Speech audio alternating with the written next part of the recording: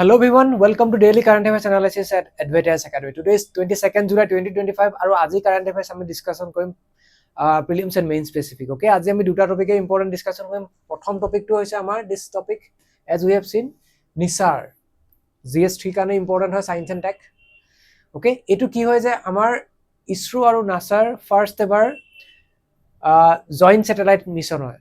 শ্ৰীহৰিকোটাৰ Satish Dhawan space centre পৰা launch কৰিব 30 জুলাইত. ভেৰি ইম্পৰ্টেণ্ট, আপোনালোকে এইটো মাৰ্ক কৰি থওক. মই আজি দিনতে 5 ষ্টাৰ এটা দি থৈছো. প্ৰিলিমছত আমাৰ নেক্সট প্ৰিলিমছত আহিব পাৰে, ডেটটো লৈকে আহিব পাৰে. ওকে, তাৰোপৰি আমি মেইনছত ইণ্ডিয়াছ প্ৰগ্ৰেছন সায়েন্স এণ্ড টেক বা স্পেচ যদি তেনেকুৱা কিবা টপিক আহে আমি এইটো এক্সাম্পলছ হিচাপে আমি লিখিব পাৰিম. ওকে, ইয়াৰ আমি significance আমি ডিসকাশন কৰিম. Fine, then we will discuss about this right to vote. বৰ্তমান ইণ্ডিয়াত এটো কেনেকুৱা ধৰণৰ ৰাইট হয়, কনস্টিটিউশনাল ৰাইট হয় নে, স্ট্যাটুটৰি ৰাইট হয় নে, ওকে আমি ডিসকাশন কৰিম. ওকে, সো ভেৰি প্ৰিসাইজলি আমি ডিসকাশন কৰিম যাতে এক্সামত আমাৰ সুবিধা হয়, মেইনছত লিখিবৰ কাৰণে সুবিধা হয় আৰু প্ৰিলিমছতো যাতে আমাৰ কেনেকুৱা ধৰণৰ কোৱেশ্চন আহিব পাৰে আমি একদম প্ৰিসাইজলি ডিসকাশন কৰিম within 15 to 20 minutes. Okay, so ইয়াত আমি দেখা পোৱা গৈছে নিসাৰটো কি হৈছে যে নাসা আৰু ইসৰো ফাৰ্স্ট এবাৰ joint satellite scheduled to be launched on 30th July 2025. ডেটটো আপোনালোকে মনত ৰাখিব 30 জুলাই 2025 ত লঞ্চ কৰিব. ক'ৰ পৰা লঞ্চ কৰিব? শ্ৰীহৰিকোটাৰ সতীশ ধাৱান স্পেচ চেণ্টাৰ পৰা লঞ্চ কৰিব.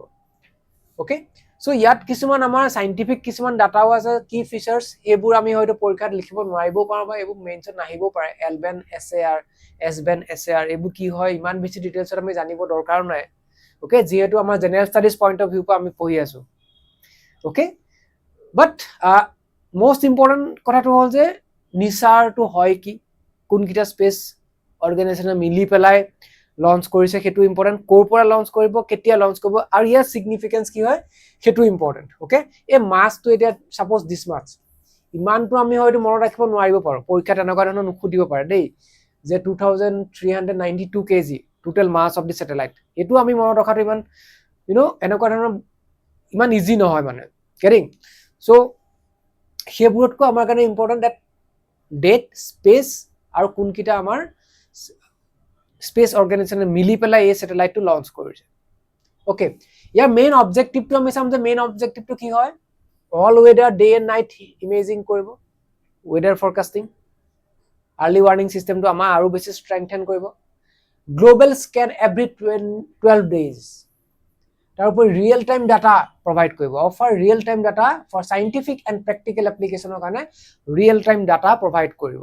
ওকে, ইয়াৰ পৰা মই এটা কথাই ক'ব পাৰিম যে early warning system for any disaster সেইটো কি হ'ব আমাৰ কাৰণে প্ৰিডিক্ট কৰা আমাৰ কাৰণে সুবিধা হ'ব. ওকে, মই ইয়াতে এটা কথা ক'ম যে early warning system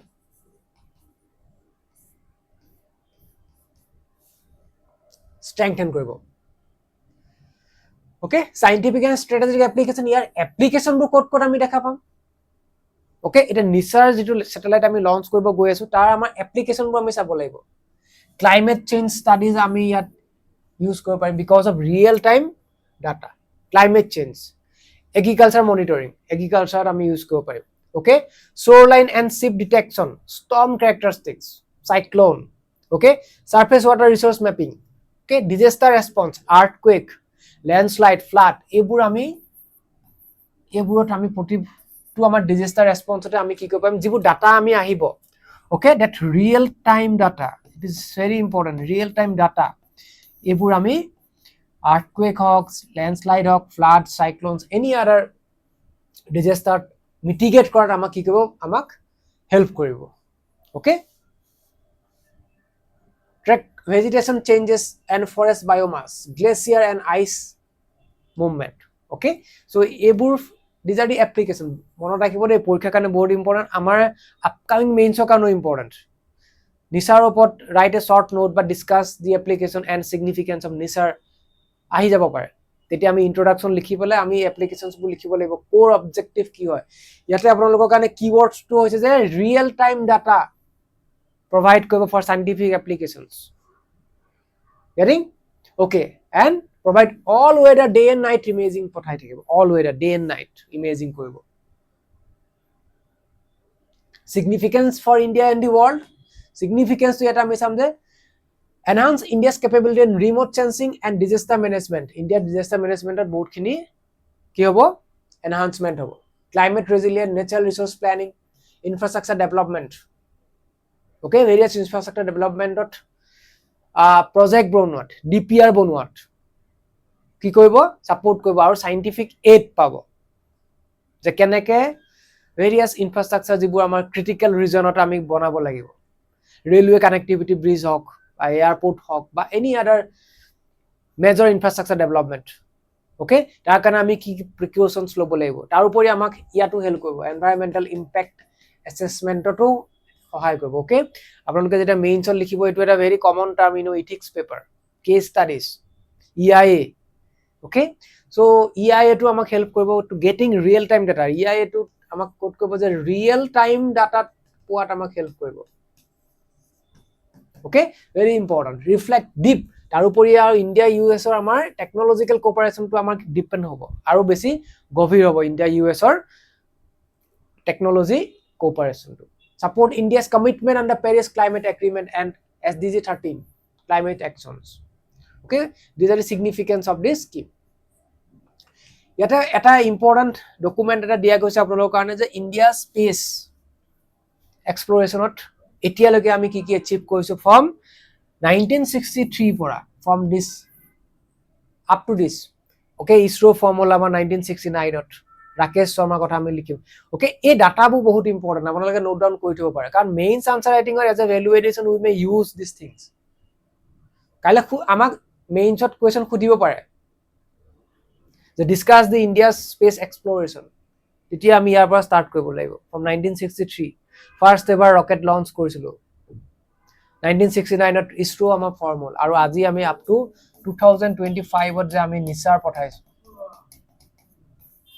okay starting from this to this okay আমাৰ এই ডাটাবোৰ আপোনালোকে নোট ডাউন কৰিব বহুত important very important Mangalyaan Chandrayaan okay 104 satellite এটা আমি পঠাইছিলো একেলগে 2017 ত এটো বহুত ইম্পৰ্টেন্ট আছিল এবা পৰীক্ষাত খুদিছে এটো এই বস্তুবোৰ আমি যিবোৰ এতিয়ালৈকে এচিভমেন্ট কৰিছিলো from there to from today আজিলৈকে এতিয়ালৈকে হিখিনি গুটেখিনি আমি গগনয়ানৰ কথাও আমি লিখিব লাগিব okay examples bur ami likhibo paribo lebo okay you may note it down ebur question ami expect korbo GS paper 3 aur GS paper 3 khon very scoring hoy main shot very scoring paper jodi ami the right strategy ami preparation koru okay so significance jodi sam South East Asia disaster early warning ot support koribo data sharing and space diplomacy with global partners strengthen India's role in global earth observation missions okay ebur amar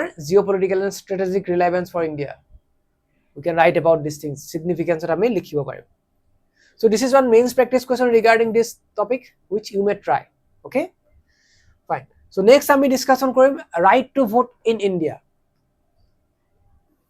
okay GS paper 2 related Indian polity so yate ami jodi sao types of right in India kenakwa dhoronor rights ase kisuman natural right ase fundamental right ase constitutional right ase okay statutory right kisuman ase okay various statutory right various fundamental rights constitutional rights are there in our country okay for example sami jodi cause the constitutional right to ki hoy enrich in the constitution outside part 3 of the part A enforceable under article 226 এটা পার্টির আমার কি আছে fundamental রাইটের বাইরে আমার কিছুমান constitutional right আছে for examples right to property trade taxation these are what constitutional right apart from fundamental right jitu amar kod ase part 3 ase fundamental right FRs yes or no okay so constitutional right ase fundamental right ase amar part 3 ase okay article 32 statutory right kisuman ase granted through legislation okay janake MGNREGA forest right okay so a right book here statutory rights book hi hoy subjected to amendment by the parliament amendment er upor depend koribole statutory right bu amak provide kora jay so these are the various rights that available in our country. But এতিয়া right to vote to কেনেকুৱা ধৰণৰ right? Okay, voting right to আমাৰ কেনেকুৱা হয়?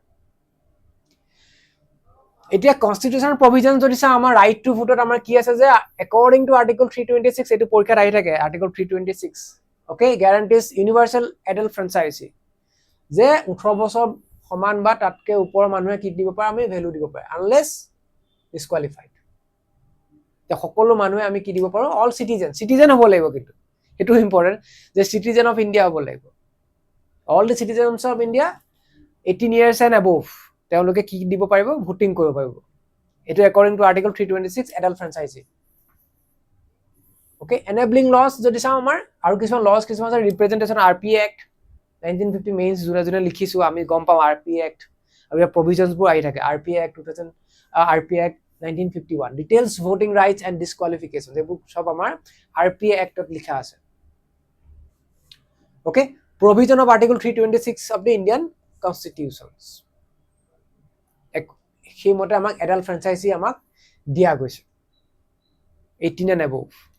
Okay, so RP Act to আপোনালোকে এবাৰ পঢ়িব this is very important from examination point of view. The provisions বোৰ কিন্তু পৰীক্ষাত আহে মেইনছত আহিছে এবাৰ.